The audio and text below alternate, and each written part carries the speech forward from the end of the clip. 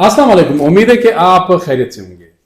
आज मेरे व्लॉग का मौजू है वज़ीर-ए-आला बलूचिस्तान ने गवर्नेंस के हवाले से सेमिनार का इनेकाद हुआ, वहां पर खुल के बात की और बड़ा इंकशाफ किया। मैंने जरूरी समझा कि ये जरा आपसे शेयर करूं। अगर एक सूबे का वज़ीर-ए-आला ये कह रहा है, मिसाल के तौर पर वज़ीर-ए-आला बलूचिस्तान मीर सरफराज बुगटी ने ये इंकशाफ किया कि उन्होंने 332 डायरेक्टिव्स जारी किए हैं, हिदायत अहकामात जारी किए हैं बकौल वज़ीर-ए-आला बलूचिस्तान के। उनमें 99% पर अमल दरामद नहीं हुआ है, यानी 1% पर सिर्फ अमल दरामद हुआ है। अब आप बखूबी अंदाजा लगा सकते हैं कि ये तो बड़ा इंकशाफ है, लेकिन मीडिया ने उस अंदाज से नहीं उठाया जिस अंदाज से उठाना चाहिए था।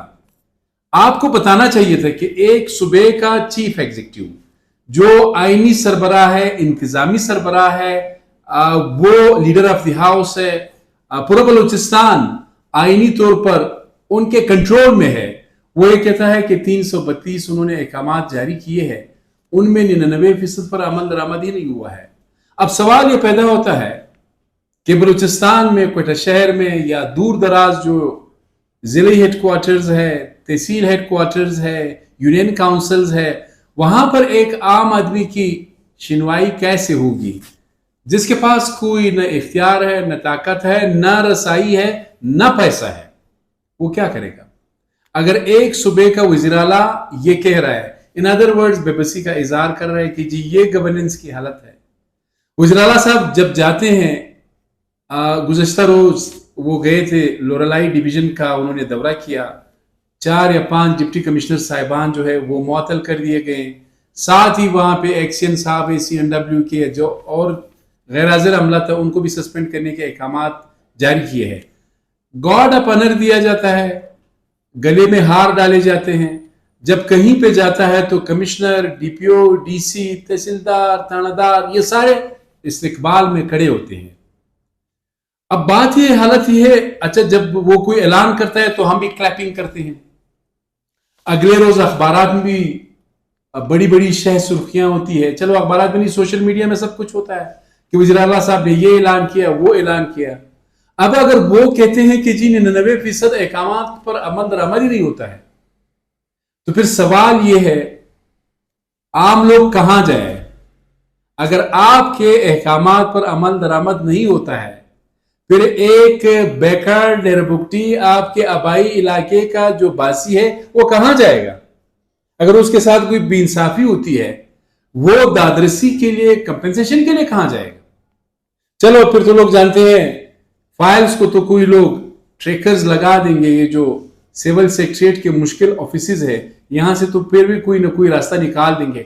लेकिन मुझे ये बताएं, जिस आदमी के पास ट्रैकर लगाने की कोई बस नहीं है, वो कहां जाएगा? अब कहने का मकसद ये है कि कौन नहीं कर रहा, जाहिर ब्यूरोक्रेसी है।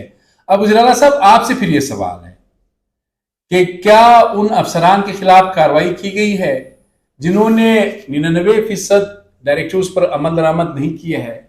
उनके खिलाफ कोई कार्रवाई करने का इरादा है? अवाम को कोई फोरम बताएं, वो फिर कहां जाए? अगर आपकी ये हालत है, ये बहुत ही बलूचिस्तान में मैं कह सकता हूं कि गवर्नेंस के हवाले से इंतहाई तशवीशनाक सूरत हाल है।